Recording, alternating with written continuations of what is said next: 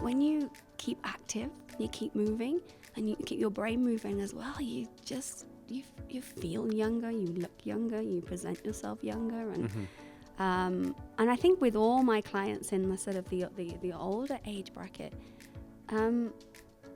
they just keep on going. They have so much spark for life, and I think it just leads into all different aspects of your life. And like you said, with the mind, it's really important to keep that mind ticking, keep that mind moving, that brain switched on.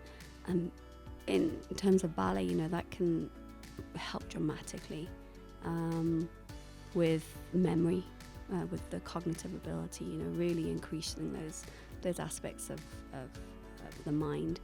And I think it's really important, and I think we should all think about making sure that we do something every day to keep the mind and the body active. And whether it be very little, I think it's just the consistency of keeping on working at yourself, and just giving you the best possible chance of having a very long, healthy life. You're listening to My Evolved Life, a podcast that simplifies health and fitness and helps you maximize your life. My name is Vuna Nguyen, and I'm the creator of the Evolution Training System. We're so lucky to be living in the information age, meaning it's easier than ever to access information and find answers to any questions you may have. But isn't it confusing when you read information that's conflicting, or worse yet, just sounds wrong? I'll be sitting down with industry professionals to give you clarity and leave you with tangible actions you can take immediately to improve your physical, mental, and psychological health. Today's guest is Sarah Stewart. Sarah is a professional dancer originating from the UK. She's been a professional dancer since the age of 6 and has experience in tap, modern, and ballet. She has traveled the world as a professional dancer for 11 years and now teaches students at the Alberta School of Ballet. And through her business, Balletiques, she teaches people of all ages how to be fit and healthy through dance. Today, Sarah is here to share with us the importance of having a long-term vision when it comes to health. This is an incredibly important conversation to get into. So Sarah, with that, welcome to the show. Thank you so much. Thanks for having me. Sarah, you have an extremely unique, fun, and just a fantastic story. And you have such a unique way of delivering health. So can we start there? Can we talk a little bit about how you got into this journey of dance? Yeah, well, I started dance at the age of 6 at my local dance school, the Gwyneth Hare School of Dance, and soon realised that I had a flair for it. I remember after my first class, my mum was taken to one side, and my teacher said, "You've got something here. She's got something. I think you've got a professional on your hands." And from there, the passion for dance just grew. I loved dance with all my heart, all different genres of dance, and realised that I was good at it. And I think when you're confident, when you have that skill set, but then when you have that passion, it sort of morphed into this way of life. And for me, dance has always been a huge part of my life and always will. And I knew at about the age of 10, I went to a summer school at the Royal Academy of Dance in London. And I was there away from my family for the first time for a week. And I knew within that week that this is what I want to do for the rest of my life. And and then I worked very hard after that, and trained at the Northern Ballet School in England professionally for 3 years. Yeah. And then after graduating, became a professional dancer and have been was traveling throughout the world for 11 years, doing different shows, mainly in musical theatre, production shows on cruise ships, seeing the world and getting paid for doing something that I love. It's my life. And when I retired from professional dancing at the ripe age of 30, I just found myself going into teaching. It was a natural progression. And I've always, I'm a people person. I like people. I like learning myself, but I also like passing on my knowledge and my passion and my joy of dance to others. And teaching was that sort of natural progression from a professional dancer to a teacher. And I've been a registered Royal Academy of Dance ballet teacher for the last 9 years, teaching all ages, as you say, from 3 to 82. Wow. Wow. So, yeah. So first off, I want to acknowledge the fact that you are in your own way challenging status quo. Because when we think of exercise, as a society, we kind of think cut and dry. It's dumbbells, it's at the gym, and you are challenging conventional wisdom by introducing dance, which means that, look, exercise is moving your body, right? However you choose to do that. Now, going to what you do specifically, I know you teach dance, but you also decided to start your own company where you teach fitness through ballet, if you will. Absolutely, yep. Why did you decide to do that and not just teach dance?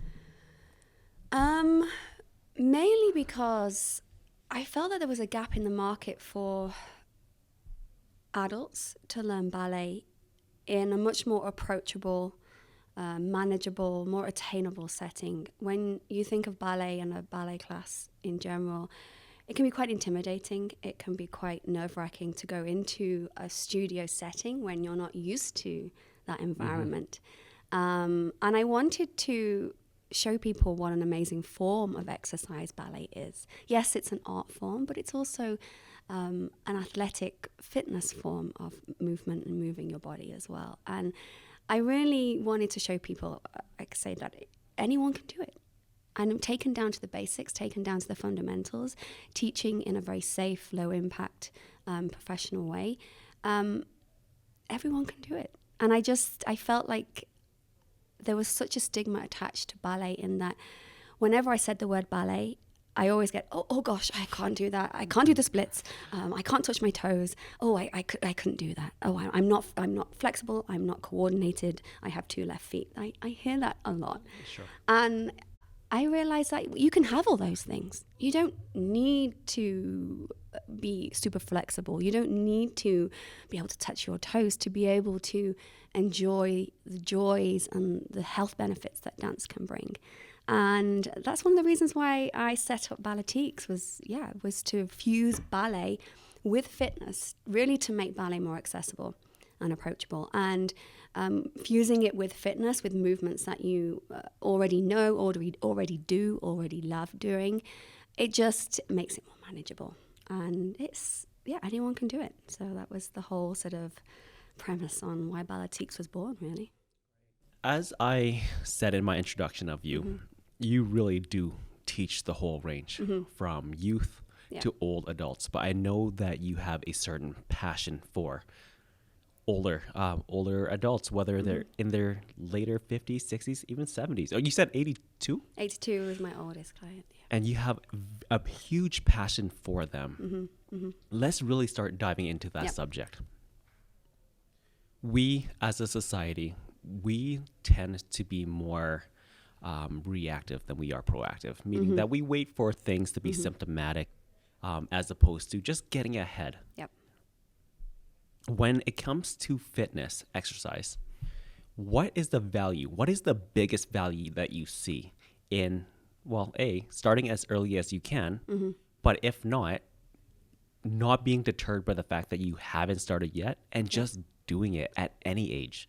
Yeah, I think it's never too late. It's never too late to start. And that's actually a slogan from the Royal Academy of Dance, who I'm a registered teacher of. Okay. And they are the company who set up and developed the Silver Swans program. So that's a program that's designed and developed for all ages over 55. So allowing an older generation who maybe have never tried ballet before to allow them to explore dance and movement in a much more age-appropriate setting.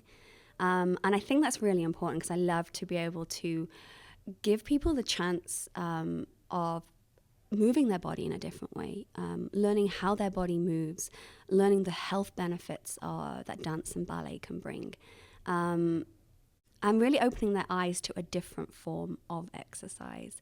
And like I said, it's never too late to start. Most of my clients have never done ballet before, which I love. And it can be quite nerve-wracking. It can be quite daunting to step out of your comfort zone and do something that you have never done before. But I really encourage people to challenge themselves, to really try and do different things and be proactive to really set or have that initiative to open up their health to trying different things and moving their body in different ways.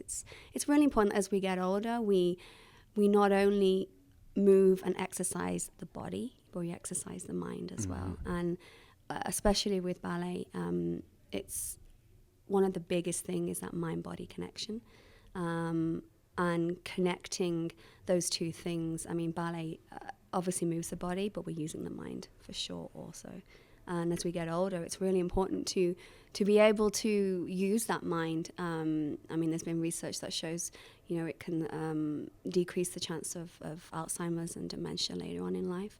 When we dance, obviously we're using our muscles, we're using our body, but also we're using those two parts of the brain. Like the first part, one of the parts is stimulated through the use of the music, through the listening of the music, especially classical music. So with my Silver Swans classes, we use classical music. For my other classes, we use pop music, but still music has that way of transforming and taking you to another world. Right. And just letting loose for an hour and just letting go and enjoying the moment. And then when we dance, we're using a different part of the brain that stimulates the motor skills and the sensory units to really move the body in a different way. And it's amazing how you can connect the mind and the body and the benefits that can bring, especially with mobility and posture and flexibility and coordination. That can really help us as we get older, to prevent from falls and just to make the body strong, but not only the body, the mind strong too. I'm so curious, especially for your older clientele. If you've gone a lifetime never having exercised or moved your body in that way, I think just naturally there's going to be some reservation, some fears, if you will, right? Am I going to be capable? I'm already so sore. Are my knees going to be able to sustain this? Yes. Right? So how do you begin that process of shifting that mindset to more of one of capability as opposed to incapability? Yeah, I think when you haven't moved the body, it can be daunting. It can be very scary to go into a situation that is unknown to you. And ballet, you see those ballerinas on stage and they make it look easy. And then when you actually try it, you're like, oh, it's not that easy. But the way I teach is I really take things down to the basics. I go back down to the fundamentals of ballet. And I teach things in a very safe, very simple, very low impact way. So even if you haven't had any experience, it feels organic. It feels like a natural progression. So when we work from week 1 to week 8 within a session, I build through slowly. I introduce steps and modify steps to make it more attainable for people who have never danced, who haven't moved their body in that way. And then I add, through the weeks, I add intensity, I add arms, different arms, so different complexities to really engage that mind and the body and connect those two things as well. So then by the end of the 8 weeks, you see this very natural progression. And it's amazing how from week 1, and they're like, oh, I can't do this is so hard, I've got 2 left feet.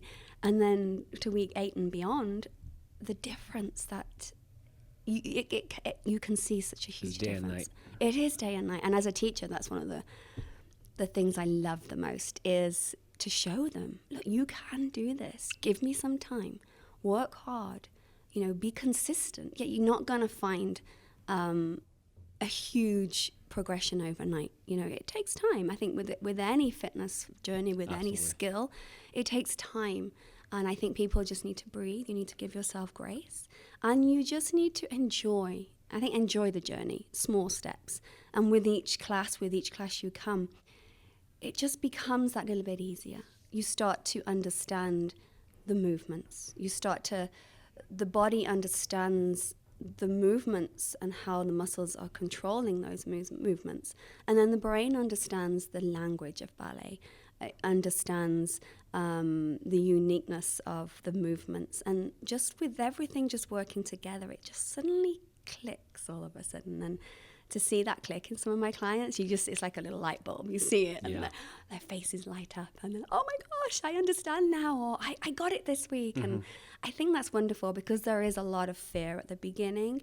I just encourage people to step out and try, and that's why I always offer first class free, because I want people to come and see what it's about, before they jump in feet first, and just see what it's about and try it. It might not be for everybody. And you were saying, with ailments such as your knees, and as you get older, we all have, different problems that might hold us back. But with my classes, especially with ballet, you can really modify every step. So if you do have any ailments, any issues that might stop you from doing a certain movement, there's another way to do it. So I always ask people to be very open and open their communication with me, so that I can really help them in class. There's ladies who, they can't bend their knees an awful lot because they have arthritis in their knees, but just working the legs in a way and working the muscles in a way to strengthen those knees really, really help them. I think it's just keeping on moving and keeping that body moving, and just being very mindful and listening to your body. I think that's really important as we get older, is to listen, and don't do too much. Make sure it's gradual. Especially if you haven't previously done it. Absolutely. Right. Yeah. And you have to be very wary of the class that you're going into. Like, I would always suggest going into a class that is low impact, is gentle, and with a teacher who is a registered or qualified teacher who really knows how to modify steps and knows how to adapt ballet teaching technique and its content for older learners, and how to help women of all ages, all abilities, get the most out of their class and their workout.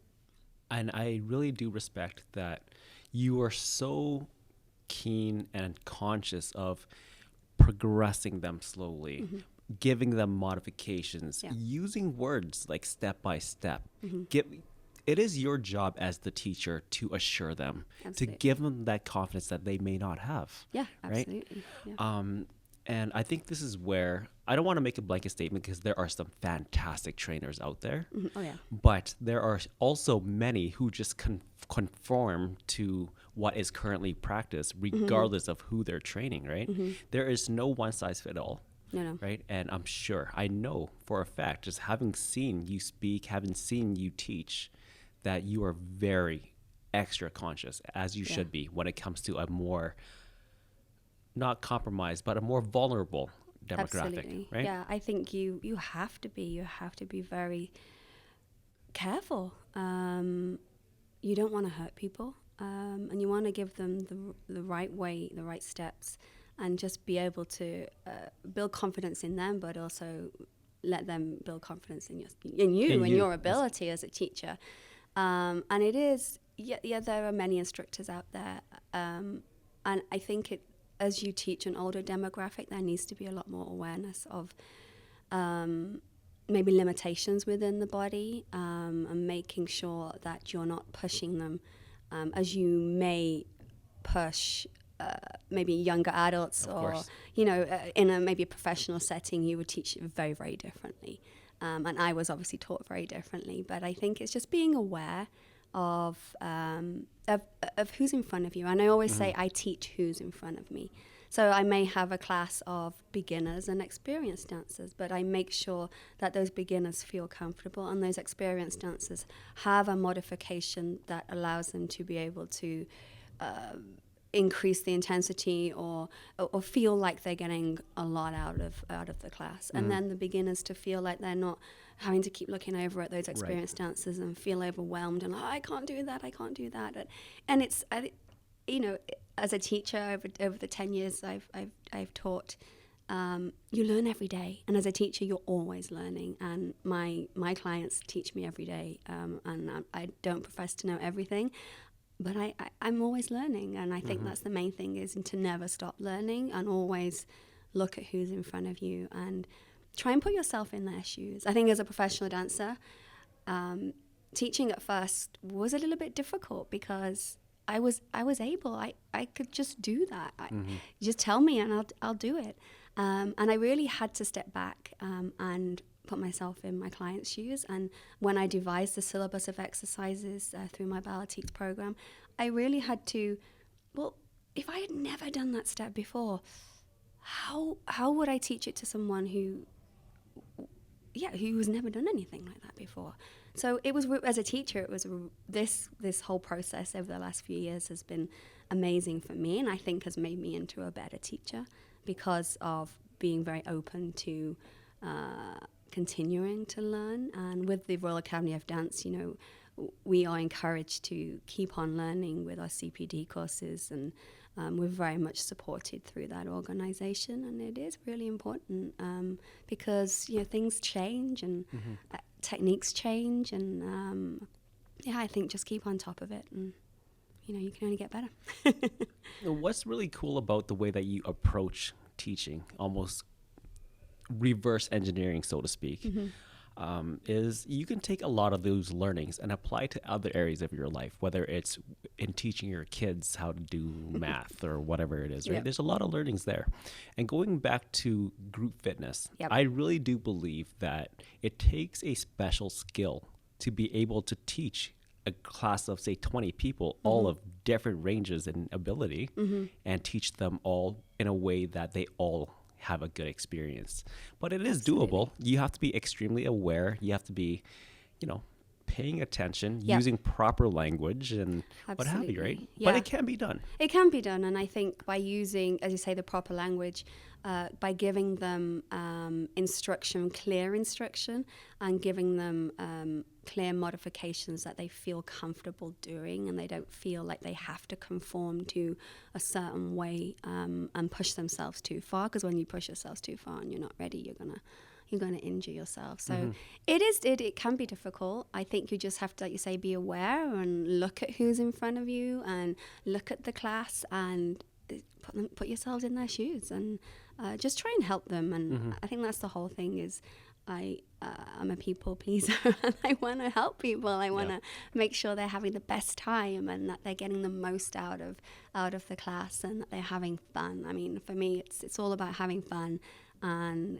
gaining strength in the body and the mind, but also confidence in yourself. I mean, the whole reason why I set up this business, another reason was to empower women. I think empowering women to challenge themselves, to move their bodies and be comfortable in their bodies, and doing something different and jumping outside of that comfort zone or that box around you, I think it can only be a positive thing. Right. And that's really a value-driven thing, right? That is a value that you have. Because, I mean, there are plenty of studios, I won't name any names, that offer discounted 2-week trials or what have you for people to try, but they get into those studios and they don't come back after those 2 weeks because they had a horrible experience, right? Whether it was with one trainer, a combination of trainers, but they just came back and they were pushed too hard or doing things that they shouldn't, that were out of their ability, right? And where I love that you phrase it in that exact manner. You want to make sure they're having fun, right? Whereas the paradigm or the philosophy of some trainers is to make sure they get the hardest sweat possible, right? And that's not for everybody. No, right? It's not. I mean, you do get a sweat on. So. Oh, of course, in regards, yeah, absolutely. You do get a workout, but I understand. Yeah, I think it's I think when you go to a class, you want to get a good workout. You want to feel those muscles in the next day. But you also want to have fun and you want to connect with people as well. I mean, I find with a lot of my classes, especially my Silver Swans classes, one of the most important things that people come back for is the socialization of Right. working within a group setting of women of a similar age or a similar background, similar interests, and really connecting outside of the home in a very safe, fun space. And I think as we get older, sometimes your kids have flown the nest or Yeah. you're left on your own. And it's really important to, open that social circle. And that's a big thing for a lot of the ladies is finding a class that is age appropriate, but also has everything else that they could ever want in it as well. Absolutely. Yeah. Let's give the viewers a little bit of perspective, something that they can really visualize. Let's put two women, two men, doesn't matter, two people Okay. of a similar age. They're Yep. both 60. Yep. Okay, they both come to your class Okay. for the first time, so they've Yep. never done ballet before. Perfect. One person has been active their whole life. Yep. They've exercised, they've cycled, doesn't matter, they've been active. Mm-hmm. Person B has never moved before in that capacity. Okay. What are the biggest differences you would observe in these two individuals? So the person who has moved or been active all their life, the biggest thing I find that they have a much more conscious awareness of their body and how it moves, that mind-body connection we were talking about before. So they have that precise understanding of how their muscles work, how their body moves, maybe of their balance, their capabilities, their strength. And it's just much more of an overall confidence in themselves and how they move. I think when you've always moved, you crave movement. I know I do. Mm-hmm. After my 3 kids, I found that it was just something that I now have to do religiously to feel good, to feel like myself. So I think that mind-body connection is a huge thing. And with that connection comes the confidence, and confidence is key. So you'll find that person maybe has more confidence to try different things or even come to the class per se. I think when you haven't moved and this is the first time to do anything, it's very overwhelming. It can be very scary. And when it's scary, we're not proactive, that we get in there and pull the bull by its horns and just do it, and it can be scary because we're fear of failing, that fear of looking silly, getting it wrong, and I think that's a big thing is the difference between the understanding of what we're capable of and the confidence that we have when we know we have moved all our lives. And I encourage people to forget about that.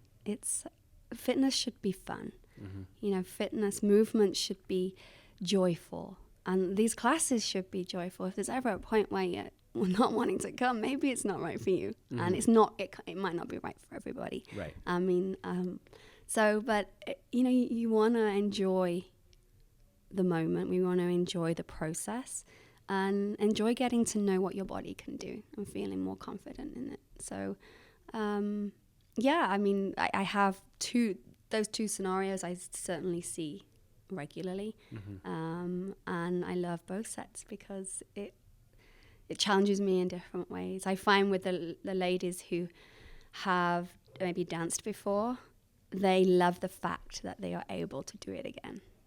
They're not in a class with 20-somethings who are bouncing off the wall, wanting to do triple pirouettes and allegro jumping off the walls. And they love the fact that they loved it as a child, and they're now able to do it in a much more of an appropriate setting. Mm-hmm. And a lot of them have said, it's brought them so much joy to get back to that love that they once had, and to reap those benefits of all the health benefits that dance and ballet can bring. And I think for the new person, they'll gradually see, they'll begin to realize how important it is and what joy it can be. So I encourage them to keep going and just try and don't give up. Absolutely. I think it's very important to emphasize the fact that when you're talking about person A, the person that's been moving their whole life, they come in with the strength, the confidence, the balance, the stability. All things, you answer the question based on my question about ballet. But these are all skills that they also apply outside of life, Absolutely. right? So it's so vitally important. I'm very, very curious about your 82-year-old. So I don't share this very often, but my late grandfather, he passed at the age of, right around that age, 82, 83. And previous to that, in his 60s, like he was driving himself to the pool every single morning. And it was amazing. He was so vibrant, alive. And then one day he suffered a stroke. So he lost function in the left side of his body. So from that point on, he was no longer able to drive himself to the pool, right? And you can see it. You could see him slowly deteriorating over time. And the craziest thing, and you've already alluded to this, it wasn't just physical, right? He started to deteriorate mentally as well, right? So it's so important. It is. Let's talk about that 82-year-old. I mean, for many of us, or for you and I at least, that is another lifetime. Absolutely. Right? Yeah. So she's 82. Let's talk about her practice. What is she like in class? So I have to add, like, most of my clients are probably in their late 60s to early 70s. Wow. So that's like the core group of people. But this lady, she came for a while. She doesn't come anymore. Okay. She, I think, just found it a bit too much. Yeah. Which is understandable. But she was great. You would never guess she was 82. And I think when you keep active and you keep moving and you keep your brain moving as well, you feel younger, you look younger, you present yourself younger, and I think with all my clients in the sort of the older age bracket, they just keep on going. They have so much spark for life, and I think it just leads into all different aspects of your life. And like you said, with the mind, it's really important to keep that mind ticking, keep that mind moving, that brain switched on. And in terms of ballet, that can help dramatically with memory, with the cognitive ability, really increasing those aspects of the mind. And I think it's really important, and I think we should all think about making sure that we do something every day to keep the mind and the body active. And whether it be very little, I think it's just the consistency of keeping on working at yourself, and just giving you the best possible chance of having a very long, healthy life. Right. Yeah. And even going back to that 82-year-old, Yep. even though she's not still doing it today, she still had She the did. wherewithal to try. She did, She yeah. put herself she out did. there. Yeah, she didn't Yeah. like it, but like you said, it's not for everybody. No. Nothing is for everybody. No, it's true. It's Right? true. Yeah. So, it is just, I just admire you so much for being able to, have the knowledge and the skill. So, of course, that's learned over time. Yep. To teach again, I've said it before, they are a little bit more vulnerable, just given, the age of their joints and muscles and stuff like that. But I can understand how rewarding that must feel. At the end of every class where they're so jovial, they're enthusiastic. Yeah. And I'm sure you can agree with this. It's never too late. But of course, at the same time, though, the sooner you can start, the better. The better. Yeah. I Right? agree. Yeah. So when it comes to your particular practice, I know we haven't talked about men yet. No. Just out of curiosity, do you have many men come into your class? I've had a few, yes. Not in the Silver Swans program. I would love to teach the older generation because there's some good movers out there. Yeah. I think it was, I would love to. In my bar fitness class, I've had a few men join in, and they like it. I just feel like when there's a group of women, it can be, again, quite intimidating for them. But I would love to get a men's class going, definitely, because men can benefit so much in ballet. I just think there's that stigma, obviously, with ballet, and a lot of men I talk to are like, oh my gosh, no, I couldn't do that. But you absolutely can, and especially when it's fused with fitness, it is much more attainable. I know in England, where I'm from, a lot of the rugby players and football players actually do have training in ballet to help support their training, for their posture, for their core stability, for their flexibility, and it really does aid and work really well with different forms of fitness. So I encourage people, I encourage men especially, to give it a go. I mean, I know there's years back, men were a bit wary of doing yoga or Pilates, but now the classes are full of them. So I'm hoping that in years to come, dance and ballet is in the forefront of their minds, and they begin to realize that it is an art form, but it is very athletic. I mean, ballet dancers are one of the most athletic sports people out there. I mean, it's amazing to watch a male dancer. I mean, it's unbelievable. So hopefully society becomes a little bit more comfortable with men dancing, because it's amazing what the benefits that they can gain from it. Right. And you just used the word society, right? It is, again, going back to the fact that we like to conform to what is acceptable, which is unfortunate. It's a shame. I think we're getting trending. Better. We're getting better. We are, for sure. It's going to take a while. Yeah, with everything. Yeah, it takes a while, but it'll get there. It'll get there. Yeah, open your minds. So let's talk about you a little bit. Okay. Obviously, dance has been in your life since the age of 6. So it's been in your life for 30 plus years. Sorry, I don't mean to... You're aging me now. I don't mean to age you, but it's true. It's been in your life for a very, very long time. Yep. So even after having your 3 kids, you just knew that you had to get back into it, because this habit has been drilled into you over absolutely. a lifetime. Yeah. Unfortunately, it hasn't been drilled into everybody. No. Right? Whether they weren't raised that way or again, just they have self-limiting beliefs. How do you encourage somebody that is just not inclined to exercise in the context of having more of that long-term vision?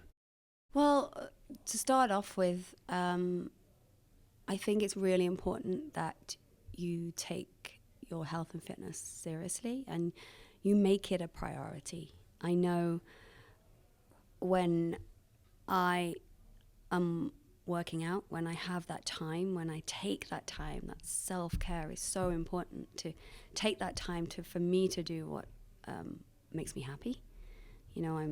When I work out, I feel stronger both mentally and physically, but for me, it's my time. It's my hour to do what I want to do away from the kids.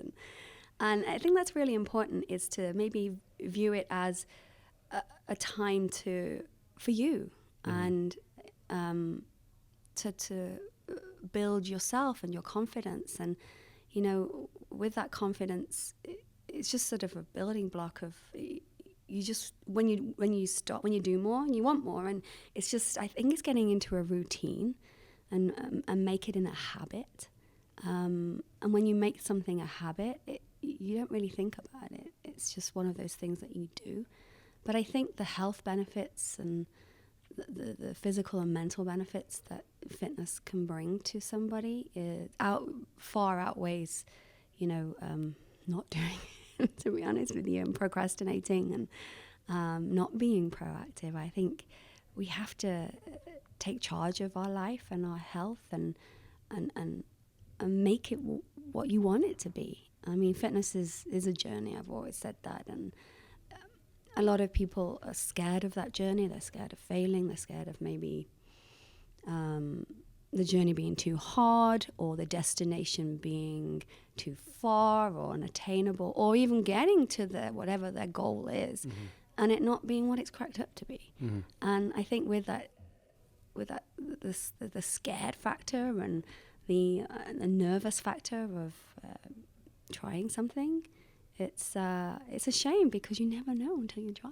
You got to try these things. Right. And I just would encourage people to find something that brings them joy and that they love doing. And then with that love, with that passion, with that confidence, it will grow into something. And I just find something. Just find, even if it's just going for a walk a day. Just go for that walk. Go and grab a coffee on the way home. Play with your kids. Go find an activity with a friend. Someone that's gonna encourage you and move you and help you along your way. But it is hard. It's hard to start. It's hard to get up and make that first move. It really is. But I think once you make those first moves, you really need to just enjoy the process and don't think of that goal or the end point or whatever it is.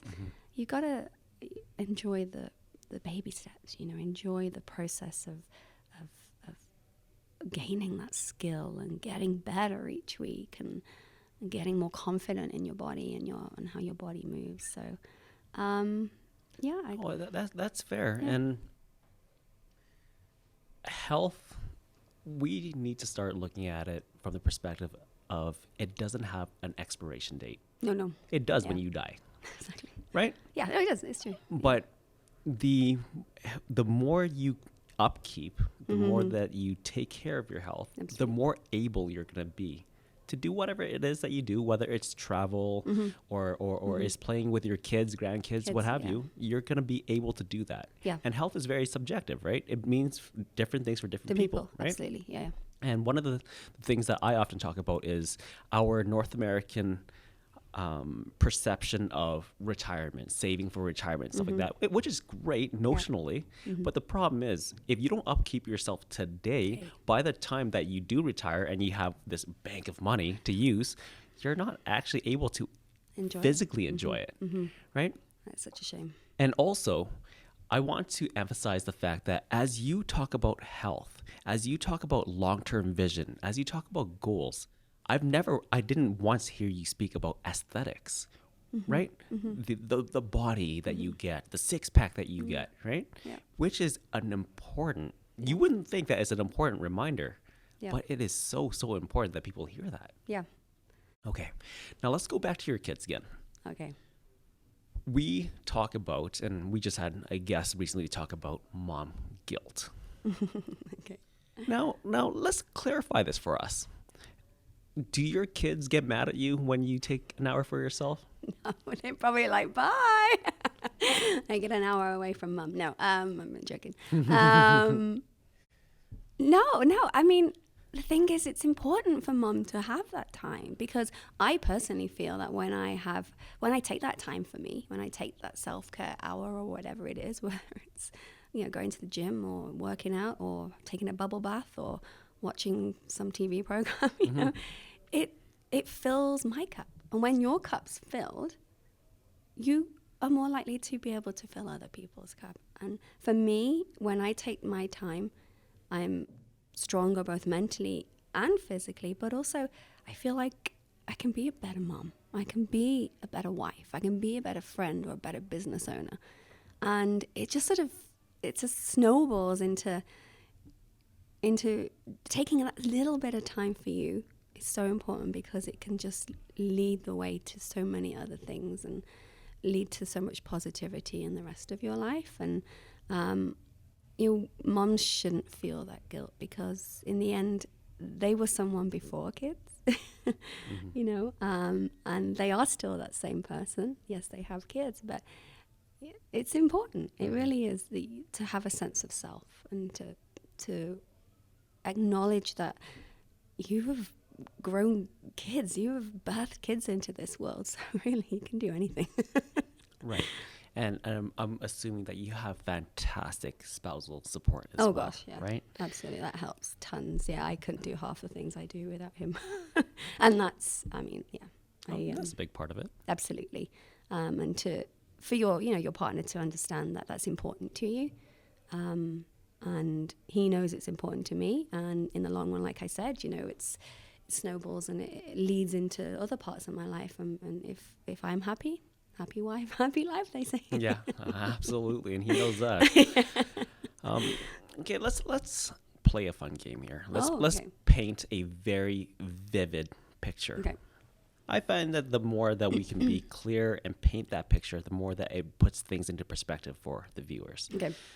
Okay, so let's fast forward your life, 25 years. Okay.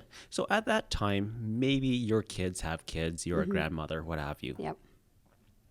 What are you going to be able to do at that age, 25 years from now, that you wouldn't have been able to do had you not taken care of yourself in these earlier years?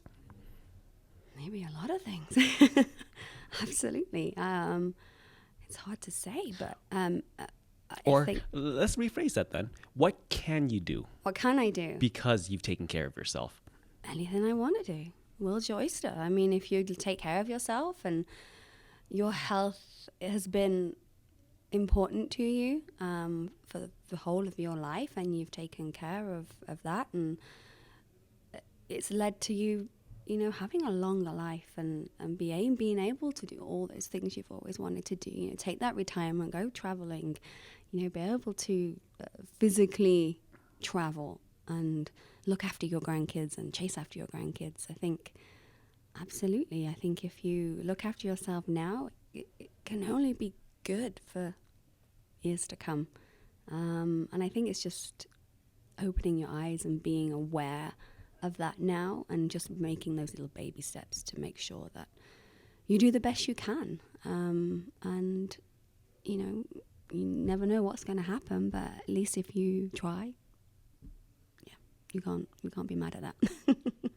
Let's assume that everything is within your control. Oh. Let's assume that everything's in your control. Yep. When do you think you'll stop moving? Never. No. I will always try to move, I think. Maybe at a different capacity or Yeah, whatever? different capacity, absolutely. Even if I am chair-bound or wheelchair-bound, just being able to move your arms and being able to participate in something, I think that's really important. I mean, with my Silver Swans classes, you can do them seated or standing. So to be able to allow all abilities to be able to enjoy those benefits and listening to the music and moving and that joy that dance can bring, it can be for anyone. And I think in any capacity, just allowing yourself to step into another world and just enjoy yourself is a huge thing. And being the person that you are with the values that you have, what kind of influence do you see yourself having on your kids? Hopefully a positive one. Hopefully a positive one. I mean, they move. They're into a lot of different things, both musically and physically. And I think it's important for kids to be able to try different things and carve their own ideas and their own feelings about what they are good at and what they enjoy. Mm-hmm. I mean, obviously I'm a dance mom. Yeah. And I would love my kids to enjoy dance and carry on dancing into, adulthood. Mm-hmm. If they don't, that's fine. There's always going to be something that they're doing that's physical, whether it be skating or skiing or dancing or, they're always going to move, I think. I mean, they're active kids. They never stop moving. But I think it's important to encourage kids to try different things and find that love of something and that they're good at. So yeah, hopefully they will see me as a business owner, as a ballet teacher, and as a mother, and also I hope that they realize that my hard work is important. Right. And you can do anything you put your mind to. Right. So. I asked that question just to give further perspective, right? I mean, when you do something like exercise, mm-hmm. notionally, you're going to think it's for yourself. but you rub off on the people around you as well, and yeah. it just creates a good, healthy It environment, does, right? yeah. I mean, with my mum and baby classes, the babies are a part of the class. You wear your babies are on a mat, or depending on how old they are, running around. Do you have any men in that class? No, no, I don't, unfortunately. I know, I should. And my husband's done the class. But Okay. no, he might not admit that. No, he will. But it's important because those babies are seeing their mums working out. They're seeing them in a social interaction. They're seeing them enjoy themselves. And that's really important for kids to, again, be able to see their mum having time for themselves. Right. It's self-care. I think you're doing a great thing, Sarah, and you're such a great ambassador for it. Not just because you speak the words, but I can tell just looking at your body language, you're very, very passionate into spreading this message, trying to help people be a little bit more proactive. Yeah. And if they haven't, it's not too late to start today. So you're a great ambassador for it. So I really encourage you to keep on doing what you're doing, despite, sometimes it might be hard. Owning a business is difficult, isn't it? Absolutely. But you're doing a great job. Thank you so much. So keep that up. I will try. So let's put some attention back on you. Right. It sounds like you're doing a ton. You're teaching students at the School of Ballet. You've got your own business to run. What are the future aspirations? What does the rest of 2020 have for you? The rest of 2020 has to offer. I'm looking at opening my schedule a little bit to allow maybe a later afternoon, evening class. So people who are working to be able to come to a class. I am looking at doing some pop-ups, some maybe monthly pop-ups in various locations to be able to allow people to come and try it out in a different setting, to collaborate with some local businesses and to be able to just spread the word and get people to come and try some different ways of moving. Beyond that, I don't know. I'm just taking each year as it comes. I mean, with 3 kids, it's me, myself, and I. It's just, I wish I had more hours in the day. I have a lot of ideas of what I want to do and how I want to build this business.